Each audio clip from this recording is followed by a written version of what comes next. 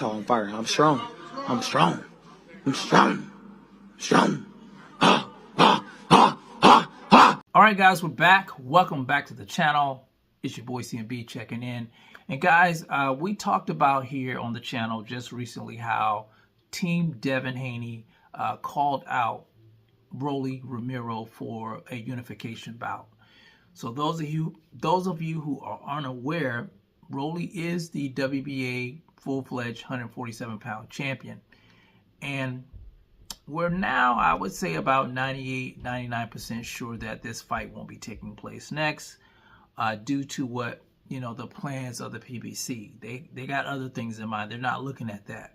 They're looking at pitting Rolly against Manny Pac-Man Pacquiao in January on a pay-per-view, headlining a pay-per-view.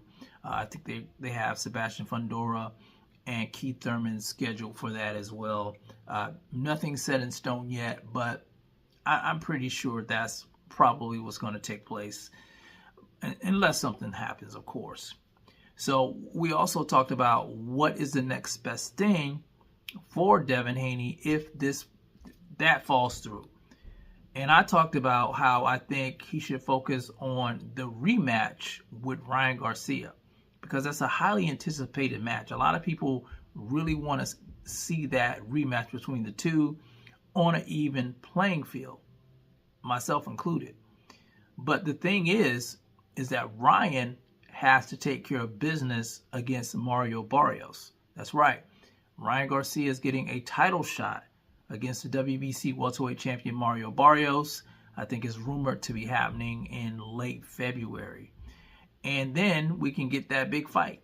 If, Ryan becomes a champion, then we'll have a unification bout. It's got a built-in story. It's bound to do well on pay-per-view and, ticket sales. I think people would go see that. People would watch that. But personally, I'm not so sure that Ryan wins this fight with Mario Barrios. And outside of Mario Barrios being a very skilled fighter, being a very disciplined fighter, having a great jab, he puts his punches together well. He has decent footwork. He has respectable power. He's going to train hard. I think besides that is what's playing against Ryan is his lack of discipline. I've mentioned this before, time and time again, about Ryan Garcia's lack of discipline. We've seen it leading up to the Devin Haney fight. Missing weight, drinking in camp, doing God knows what, being on social media, not taking things seriously. We saw that.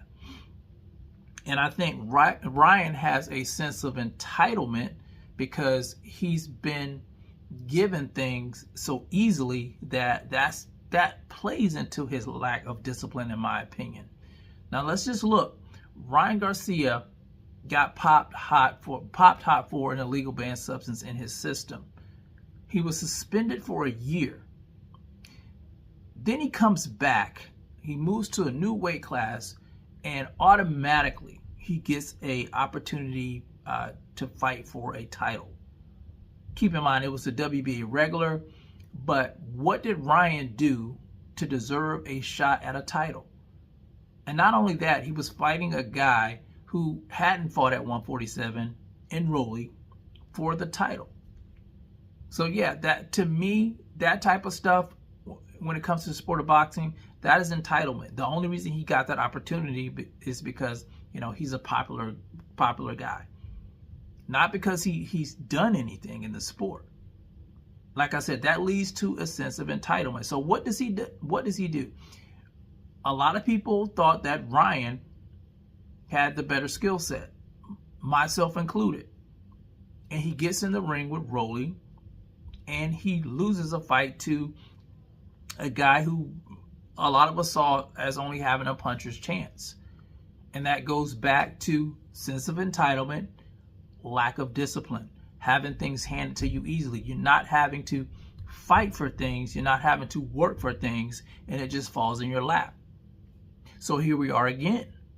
He's getting a title shot after a loss to Rolly for a full-fledged WBC welterweight title. Make it make sense, guys. Even if you're a huge fan of Ryan Garcia, you know he shouldn't be getting a title shot. He really hasn't done anything in the sport of boxing to deserve a title shot, in my opinion. And I think a lot of people's opinion, he hasn't done anything. There's a lot more deserving guys out there. Guys who have been getting it from the mud. We know that. We know that. And this doesn't have anything to do with hate. This has to do with just plain old facts. What has he done to deserve this? Now, at the same time, I do want to see Devin Haney get his opportunity at revenge for Ryan Garcia. So yes, even though I like Barrios more than I like Ryan, I would like to see Ryan win this fight, but I'm not sure he wins this fight because he's not a disciplined fighter. He's just not. He changes trainers like the wind. He spends way too much time on social media, way too much time worrying about what other people think instead of working on his craft. Even though, he has God-given talent.